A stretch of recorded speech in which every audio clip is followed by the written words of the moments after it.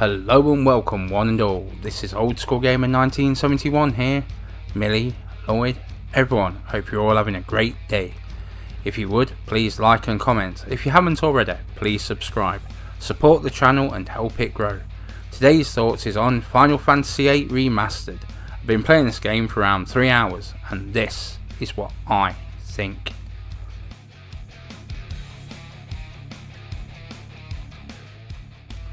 Final Fantasy VIII Remastered, developed by Square Enix. It's an RPG that came to the PlayStation 4 in 2019.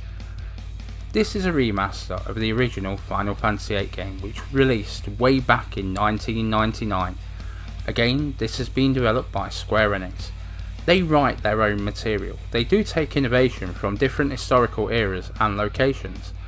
This game is very European stylistically. They rarely have ever made a direct sequel. Final Fantasy VII Dirge of Cerberus and Final Fantasy X-2 are the ones that come to mind. They have returned to Odd Worlds, but normally that's just for their MMOs. But not very often, opting instead to create something new. This is a faithful remaster and certainly a must for fans of turn-based RPGs or Final Fantasy VIII as it once played.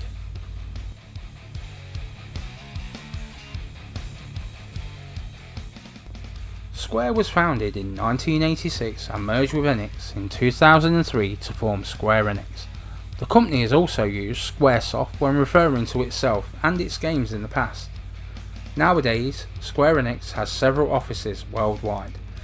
Masafumi Miyamoto, founder of Square, believed that games could be made more efficiently, saving on development time, with more people working on the project. It was standard at the time for sometimes only one person to be working on one game. With graphical designers, writers and programmers working on the same project, Miyamoto was proven right with the quality of Square's RPGs. Square pretty much worked primarily with Nintendo, then the N64 came along and changed all that. Cartridges caused limitations, CD had more space and were a lot cheaper to mass produce. So after Nintendo announced they would not be bringing a CD add-on to the Nintendo 64, Square took Final Fantasy VII and made it for the PlayStation instead, which went on to sell 9.8 million copies. This is the second best selling game for the console. In 2000, Square ran into problems after the failure of Final Fantasy The Spirits Within movie. Sony purchased an 18.6% share of the company, and with the success of Final Fantasy and Kingdom Hearts franchises gained some stability. In 2003 they merged with Enix to form Square Enix.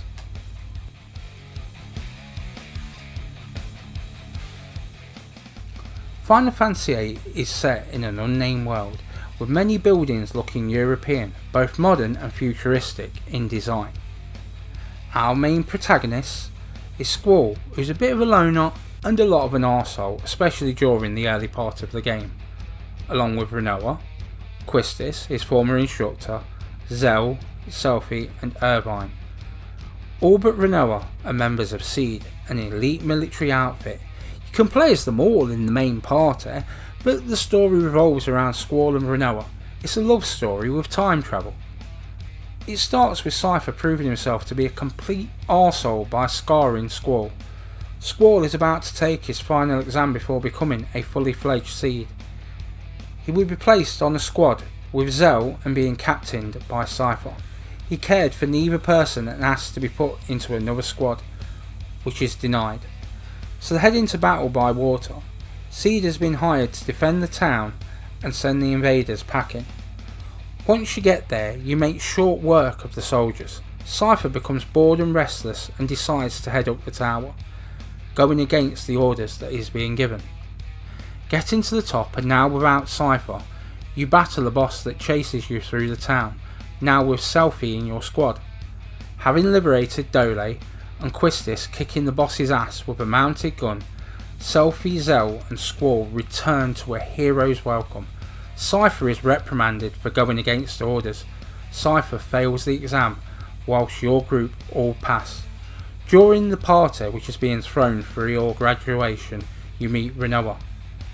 The next day, your first mission, you are made captain, and along with Zell and Selphie are sent to help Renoa's resistance in Galbadian-occupied Timber. There we find out that Sorceress Adea, the second in the trifecta of antagonists, Cypher, Sorceress Adea and Ultimacia, was behind the attack on Dole. And that's just the beginning. So is this Final Fantasy VIII, or is this banal Borderlands?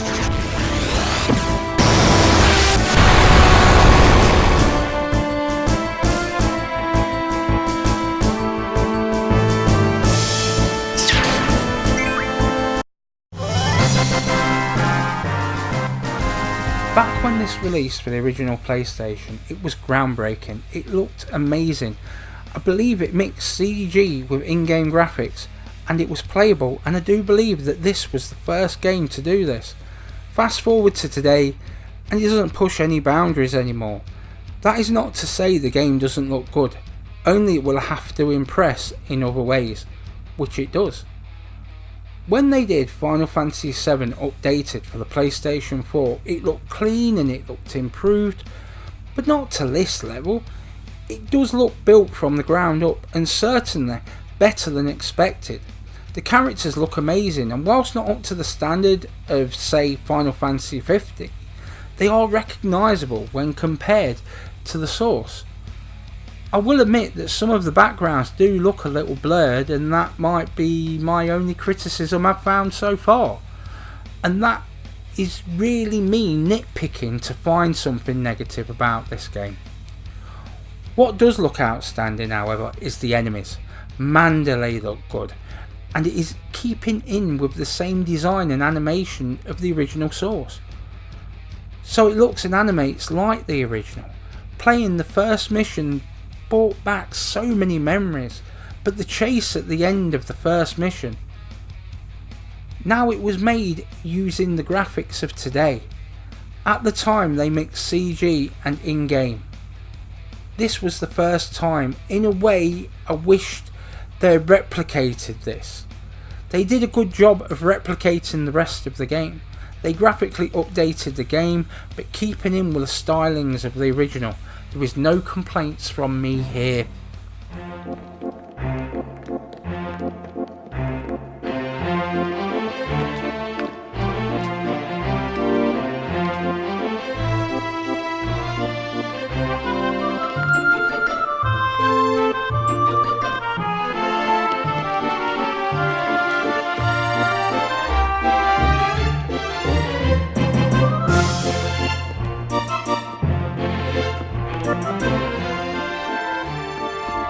For a while at least, it was thought that the audio had been lost. However, it was not, and with a bit of jazzing up, it has never felt better. I actually thought it was from the ground up when I first heard it, but it is improved. But again, it keeps within the style of the original. I was hearing the combat music and then the victory song straight after. Man, have I missed this.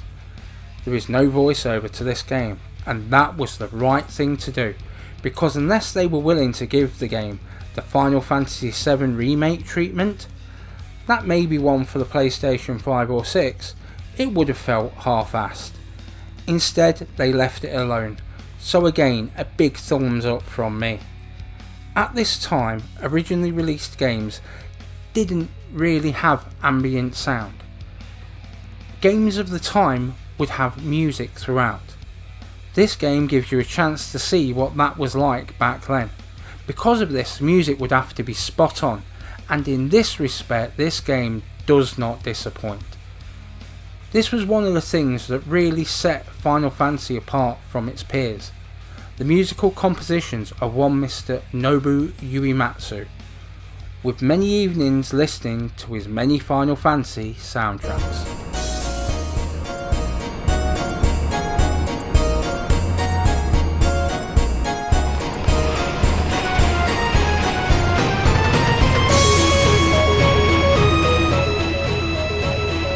To me, this is either a deal maker or deal breaker.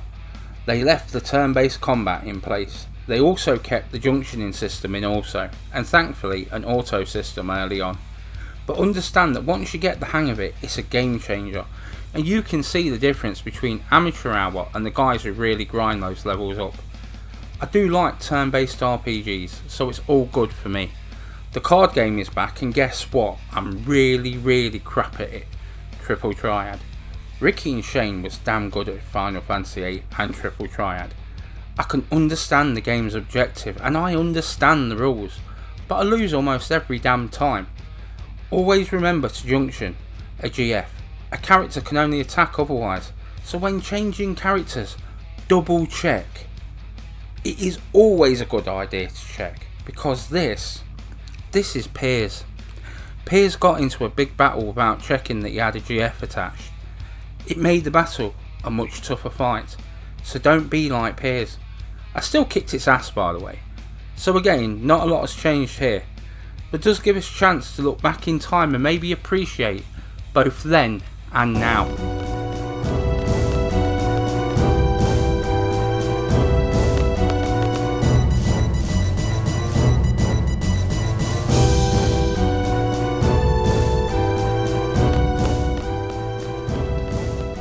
Right, there is a little something that I really do need to get off my chest. Way back when this was released in 1999, all those moons ago, I never really appreciated Final Fantasy VIII nor Final Fantasy IX, mainly because I've fallen in love with Final Fantasy VII and I just never really gotten over it. So I never really gave this game a chance until much later on, around 2006 I think it was, which is a damn shame, as all three of the Final Fantasy games released on the original PlayStation, not including the classics released later on, had their own merits to playing them. Nowadays, I can even forgive the tale on the protagonist in Final Fantasy IX. I was taken back to Squall and Rinoa's story, and knowing the journey ahead, I was happy for the remaster. The story draws you in, and 10 minutes soon becomes 10 hours. There is a big grind ahead of you for those that want the best gear, best summons, and fight the toughest enemies. I felt more involved than I did the last time I played, and I enjoyed it even more. Whilst nothing has changed, I think I was more open to the story, and this time around felt ready. And yes, one day there will be 3 platinums for the original PlayStation trilogy.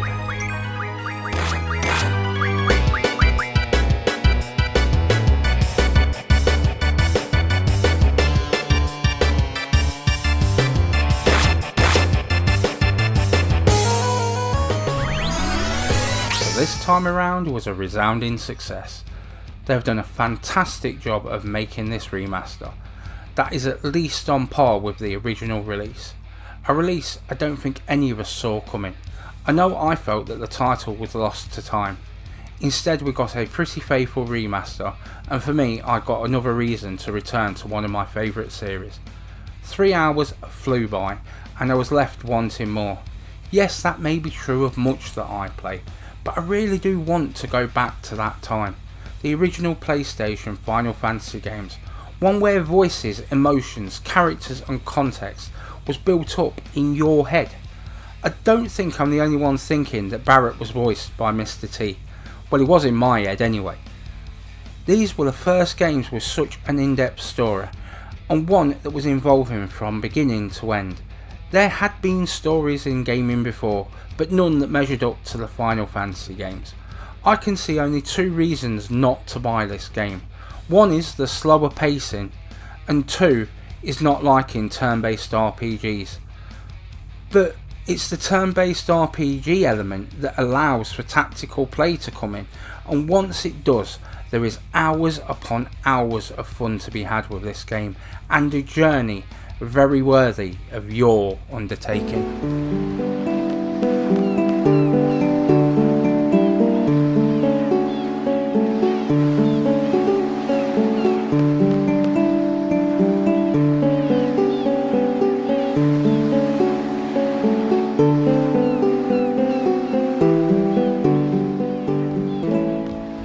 If you are hearing this, you've made it all the way to the end of the video. Thank you very much. Give it a thumbs up and comment if you enjoyed the video. Please share as it helps the channel grow and improve. Enjoy your day.